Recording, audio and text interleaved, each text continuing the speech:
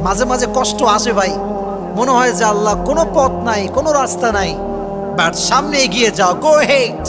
রাস্তা কখনো ফোরায় না, মনে রাখবা সমস্যা যেখানে আছে সেখানে সমস্যার চাবিও আছে, না নাই? এজন্য মাঝে মাঝে আমাদের জীবনের পরীক্ষা রহমত হয় একজনের পক্ষ থেকে। আওয়াজ দিয়ে বলেন তিনি কে? মাঝে মাঝে জীবনের দুঃখ কষ্ট এটা রহমত হয়ে আসে। সুবহানাল্লাহ পড়েন।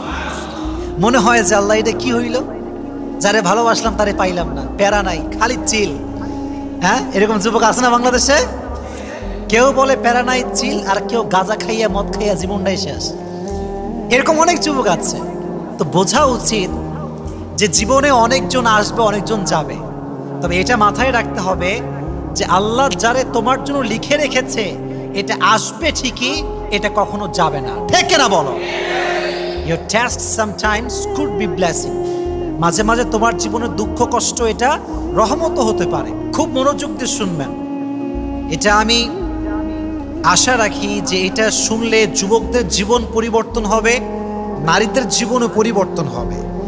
মারিয়াম আলাইহিস সালাতু ওয়াস সালামের মায়ের নাম ছিল হান্না। নাম ছিল কি?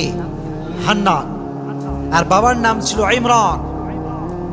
যখন Hannah when she conceived the baby, যখন সে বাচ্চাকে গর্ভে ধারণ করলো, সে একটা মান্যত করলো যে আমার বাচ্চা যখন ভূমিষ্ঠ হবে আমি আমার বাচ্চাকে আল্লাহর রাস্তায় সঁপে দেব, আমি আমার সন্তানকে আল্লাহর ঘরের মসজিদের খাদেম বানাবো। সুবহানাল্লাহ পড়েন। ফালাম্মা ওয়াদাআতহা ক্বালাত রাব্বি ইন্নী ওয়াদাতুহা উনসা। তিনি স্বপ্ন দেখেছেন আমার একজন পুত্র সন্তান হবে, আমি আমার পুত্র সন্তানকে আল্লাহর ঘরের খাদেম বানাবো। যখন বাচ্চা জন্মগ্রহণ করলো তখন তিনি দেখলেন যারে এটা তো কোনো ছেলে না, এটা হচ্ছে মেয়ে। মেয়ে তো জেনুইনলি কোনো মসজিদের খাদেমা হতে পারে না, ছেলে হয়। তো উনি বলেন আল্লাহ আমি তো একটা মেয়ে জন্ম দিয়েছি, ওয়াইন্নী সাম্মাইতুহা মারইয়াম and I have named her Mariam, তার নাম রেখেছি আমি মারিয়াম, এবং আমি তাকে তোমার রাস্তায় বিলীন করতে চাই। সুবহানাল্লাহ পড়েন। এবার তিনি তার মেয়েকে নিয়ে, মারিয়ামকে নিয়ে বাইতুল মাকদাস, তৎকালীন সময় বাইতুল মাকদাসের ইমাম ছিলেন জাকারিয়া। নাম কি ছিল প্রিয় ভাইরা? জাকারিয়া আলাইহিস সালাতু ওয়াস সালাম। নিয়ে আসলেন, বললেন জাকারিয়া আমি আমার মেয়েকে আল্লাহর ঘরের খাদেমা হিসেবে রাখতে চাই, তাকে আপনি রেখে দেন। তাকে রাখা হলো। এটা কিন্তু খুব লেসনফুল একটা স্টোরি এবং অনেক মজার একটা ঘটনা বলতে পারেন। তো মারিয়াম যখন ঘরে অবস্থান করত মসজিদে, যখনই জাকারিয়া আলাইহিস সালাতু ওয়াস সালাম মেহরাবে আসতেন তখন দেখতেন মারিয়ামের সামনে খাবার রাখা আছে, বিভিন্ন রকমের খাবার। কুল্লামা দাখালা আলাইহা জাকারিয়া আল মিহরাব ওয়াজাদা ইনদাহা রিজকা। যখনই আসতেন দেখতেন মারিয়ামের সামনে অনেক রকমের খাবার রাখা আছে। তিনি বললেন মারিয়াম এই রিজিক তুমি কই থেকে পেয়েছো, কই থেকে আসছে এই রিজিক? মারিয়াম বলছে এটা এসেছে আল্লাহর পক্ষ থেকে। সুবহানাল্লাহ পড়েন। এবং তিনি বললেন ইন্নাল্লাহা ইয়ারযুকু মান ইয়াশাউ বিগাইরি হিসাব। আল্লাহ হচ্ছে এমন একটা সত্তা, হি প্রোভাইডস দ্য রিজিক for his worshipper as much he want, and when he gives someone he gives without account. আল্লাহ যারে চায় তারে দেয়, যারে চায় তারে দেয় না, যারে চায় অনেক রিজিক দেয়, যারে চায় অভাব দেয়। সব কিছুর ক্ষমতা একজনের হাতে, তিনি কে? মাশাআল্লাহ। তাহলে তাকে রিজিক দিতেন, অসংখ্য রিজিক দিতেন মসজিদের ভেতরে। এখন আমরা আসি মূল ঘটনায়, যেখান থেকে ঘটনা আমাদের শুরু হবে। মারিয়াম আলাইহিস সালাতু ওয়াস সালাম একদিন মসজিদে বসে আছেন, আল্লাহর ইবাদত করছেন। হঠাৎ করে জিবরাইল একটা সাদা ধবধবে যুবকের বেশে, একজন হ্যান্ডসাম যুবক, একজন বিউটিফুল যুবক তার ঘরে এসেছে। দেখতে অসম্ভব সুন্দর এবং লম্বা চওড়া, দেহ তাগড়া। মারিয়াম দেখে ভয় পেয়ে গিয়েছে। Who are you? আপনি কে? Where you came from? কই থেকে আসছেন? ক্বালাত ইন্নী আউযু বিররহমানি মিনকা ইন কুনতা তাকিয়া। আমি আল্লাহর কাছে পানাহ চাই, যদি তুমি আল্লাহকে ভয় করো, লিভ মি অ্যালোন, আমাকে ছেড়ে দাও।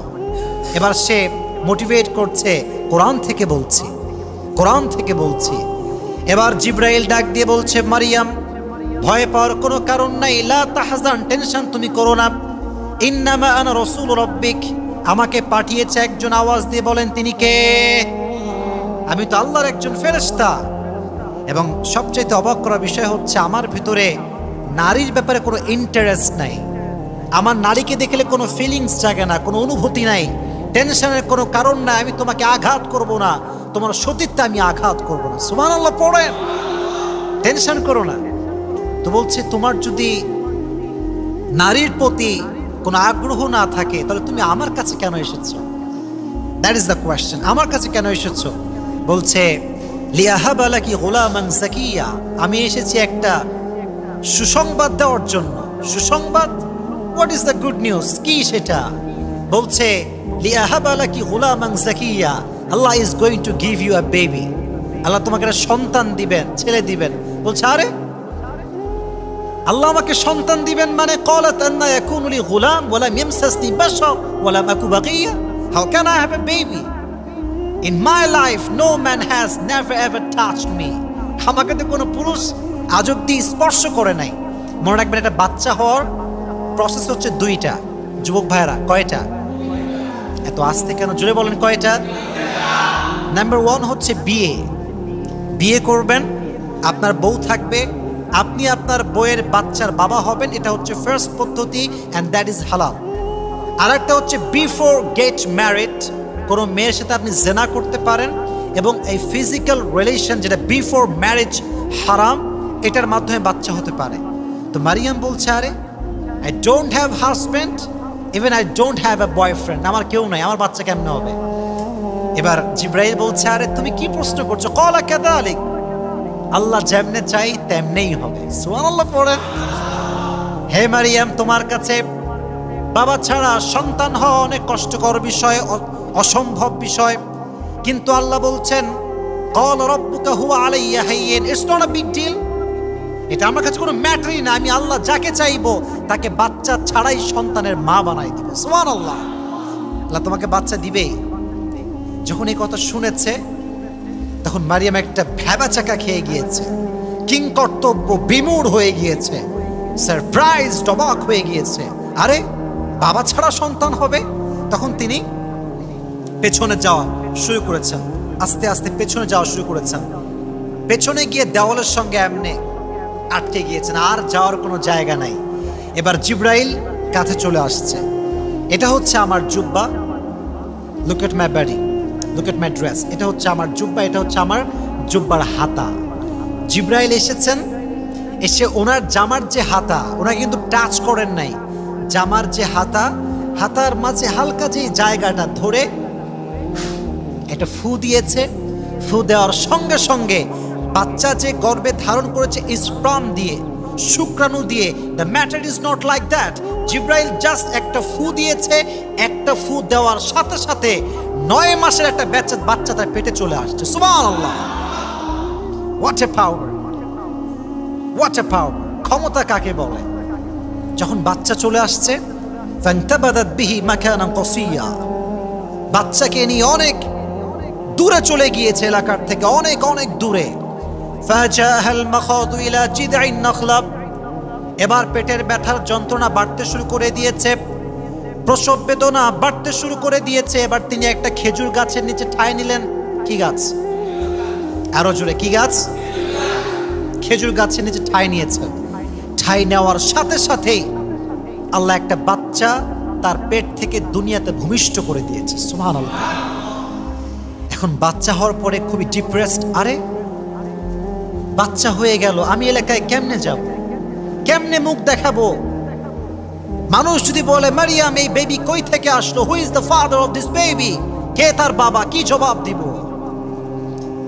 তারিক জামিলের আমি বয়ান শুনছিলাম সেদিন এই বিষয়ে। উনি বললেন যখন বাচ্চাটা হয়ে গেল, বাচ্চা মারিয়ামের পাশে শুয়ে আছে আর পা নাড়ায় এভাবে লাফাচ্ছে, পানির জন্য ছটফট করছে, তখন উনি বললেন যে মারিয়াম চিন্তা শুরু করলেন যে अगर किसी ने मुझे पूछा कि इसका बाप कौन है तो मैं क्या जवाब दूंगा और किस किस को क्या क्या जवाब दूंगा मैं, কি জবাব দিব, কোন জবাব আমার কাছে নাই।